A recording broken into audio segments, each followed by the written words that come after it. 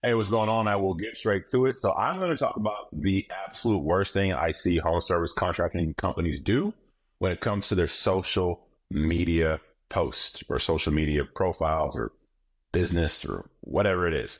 The worst thing I see them do is post ads or just general posts. They're about themselves and the company. When I say themselves, I'm talking about the company. Like, hey, we're a plumbing company and we're offering $50 off any water heater service, blah, blah, blah. Or $300 off any water heater service or whatever. Most of these plumbing companies, you talk about the company or talk about some offer they get or they have for that month. And most people do not give a damn.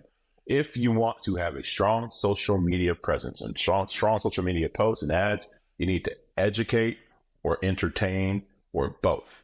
By the way, my name is Chris Gray. I co-own a marketing consulting agency for home service contractors. I make these videos for you, the woman in the trades, the business owner in the trades. I have been doing this for a long time, and I've learned a lot about what women in the trades have to deal with. I'm not one woman. I have a heart for you for various reasons that I won't get into right now. And what I have seen is I work with these couples, right? You'll have this guy who knows everything about the trade. And this is a very stereotypical thing. I'm not saying that everybody's like this. I'm just telling you what I have dealt with. The guy will know all the things about the trade and they'll be managing techs and managing the issues that have to do with, anything trade related. And then the woman's in the office working on the business and the marketing. And then what I've seen is the guy's so focused on the trade sometimes, the woman doesn't know much about business and marketing. So at best, this company ends up making hundreds of thousands of dollars at best, but most don't. The ones that really blow up, they don't blow up because of the trade. They blow up because of the woman. She was focused on the business and the marketing, and she knew what she was doing. And so therefore the business grew. And guess what? She doesn't get as much credit as she should. I make these videos for you. They're about business and marketing, and I hope that it helps. So let me give you an example we're talking about with advertising. This is not even social media advertising. I want to drive home my point. Back in the day, over 10, 12 years ago, whatever it was, Apple had these commercials.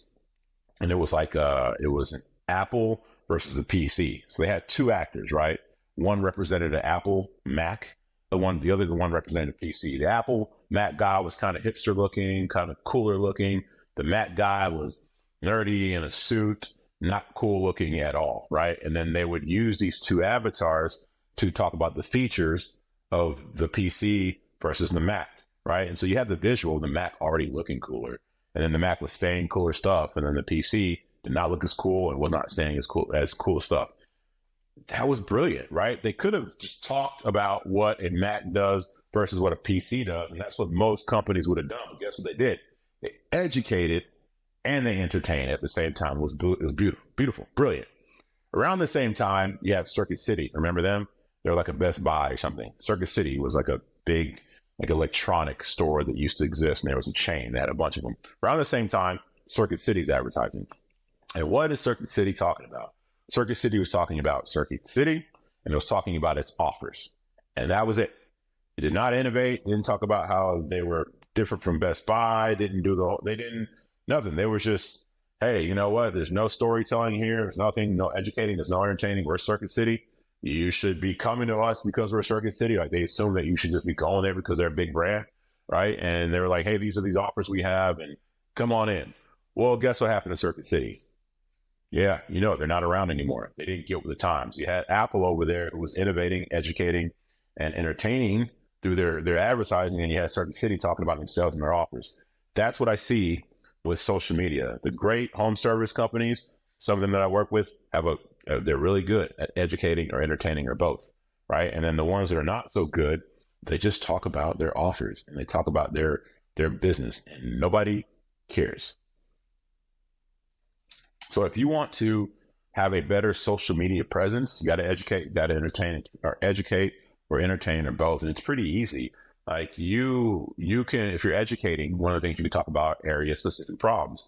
There are certain parts of America, for example, let's say you're a plumbing company and you're in an area of the United States that the water's terrible, really, really hard water. That's an area specific problem. There's some issues that come from hard water. You don't talk just about the hard water. You talk about the issues that come from the hard water. Their kids getting eczema, right? Their little baby daughter or baby girl or son or baby boy, whatever it is, getting eczema because the hard water, can't drink the water, brittle hair. You're talking about the issues that come from that. You're not talking about, hey, we have water softeners for blah, blah, blah. No.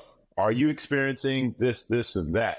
Did you know that Keller, Texas is known for this, and that? You talk about area specific issues and you talk to the issue, not your solution. You're talking to the issue that person is dealing with, and you're educating them on that. That's one thing that we've seen work. That's an example of something that we've seen work. You can show them how to fix a issue, a common plumbing issue. You can show them how to fix it. And here's the thing. You show them how to do it, and you show them in detail, you're educating, and guess what? Most people don't want to do it. When you show people how the sausage is made, they're like, screw that. I'm going to go to the store and buy the sausage. So you can go there and show customers how to fix this plumbing issue and go through it thread by thread or whatever it is. Guess what, man? They're not going to do it.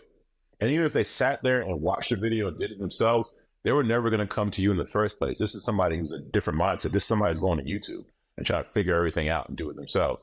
And so at least you give some goodwill. At least you have some good content on it that somebody's watching. And guess what? Facebook or YouTube or wherever you put this content will see that somebody watched your entire video over like a long time. So like, for example, if I'm watching a how to or do-it-yourself plumbing video, I have that video up, I'm watching a step and then I'm pausing it. Then I'm doing that step. Then I play it and I watch another step and then I pause it and then I'm doing that step. Then I screw up and I go to Home Depot while this thing is still paused and I come back and then I play it. This video, this little 20-minute video you made, this person has been watching over 8 to 10 hours. You don't think that helps? Doesn't help your algorithm? Doesn't help? Well, I mean, the algorithm. It's basically telling Google, or not Google, but telling Facebook or YouTube that this is a really good video because somebody spent 8 hours on this video. So even if they don't come to you, you still benefit. So that's another one. And then what else? Oh, something else I like is going live with interesting things. Anytime we have a tree service company, anytime they have anything that looks remotely dangerous with trees, like a tree could, if they don't use the crane right, it could fall down on an apartment complex or fall down on a house or fall down on a car. I'm like, hey man, go live with that.